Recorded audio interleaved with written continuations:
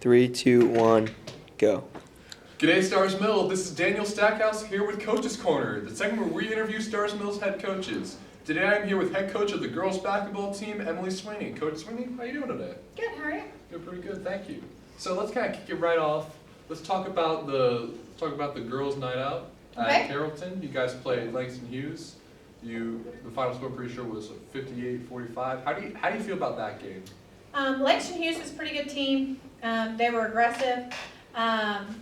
What ended up happening to us was our 2-3 worked really well most of the game, and then we got down by a few baskets, and with like 6 minutes to go in the game, they started stalling, which put us in man, and we struggled a little bit playing man against them.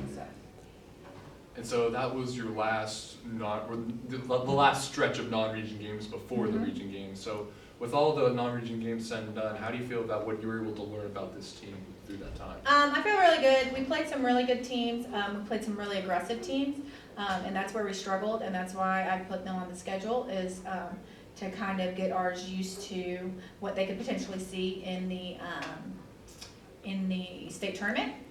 So they now know that that's what they have to work on and what they're going to have to compete against if they want to be successful. And two notes I wanted to talk about is that one, when we last talked, first we talked about the flexibility you had with all the girls on the team. How do you think that fits in now that you've been able to work all that out for this period of time? Well, we're still working on it. Even though we're in region games, we still don't have that many games under our belt. So we're still trying to work on that flexibility and figuring who works with who. It's going to take us a while to figure it out. The goal is to have it worked out by the time the region tournament happens.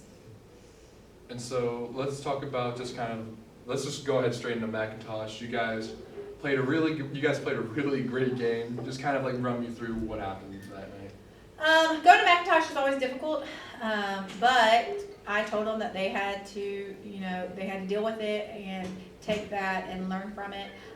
And every single person played really well. I was able to get everybody multiple minutes, work on different groups, and I'm super proud of what they were allowed to accomplish during that game. And so you got 1-0 in your belt. How does that momentum work into going into the rest of the region games? It's a confidence booster. They're not starting the region down any. They're starting the region 1-0, and that's all that matters. The games happen before region are a learning experience, and they don't really, in the big scheme of things, they don't matter. The only ones that matter are region, and so being able to start 1-0 is great, and it has allowed them to feel good, and so hopefully we're going to get the second one today. Let's talk about some of the players on this team. You got some pretty good vets coming back that have been playing pretty well. You got Ashton Lally, Allison Hudson, Jacqueline Hester. How do you feel about those veterans and how they've been performing? I feel like all of them have stepped up, and they're doing what they need to do. Jacqueline, last year as a freshman, learned a lot. So she's coming back with way more experience and way more confidence playing at the varsity level, which is helpful. And then Ashton, Ryan, and Allison have now had almost 4 years on the varsity level. So, we look to them to help the younger ones who may not have played varsity, to help them out and teach them the ropes. And I feel like they've done a great job. When you got some of those younger girls, how do you feel like that group of younger girls has been performing so far? I feel like that they performed well. It's a different tempo playing at the varsity level, so they're still having to adjust to that. But if one of them's having a bad day, another one's picking up the slack. So it's really nice to have multiple ones that can fulfill the same roles. That's kind of where that flexibility comes in, as we Correct. were talking about. So tonight you have your matchup against Whitewater. How do you feel about the things you've been able to put together so far as this game goes? I feel relatively confident that we should be able to win. We should play well. We put in a few more new things this week, so we're going to try and test those out. So hopefully it'll go well for us. Let's kind of look a little down the road. What does this team need to do to be able to just like jump past some of the stuff that's been troubling them over the non-region games? They're going to have to calm down on offense. They're gonna have to work on the little things, fundamentals.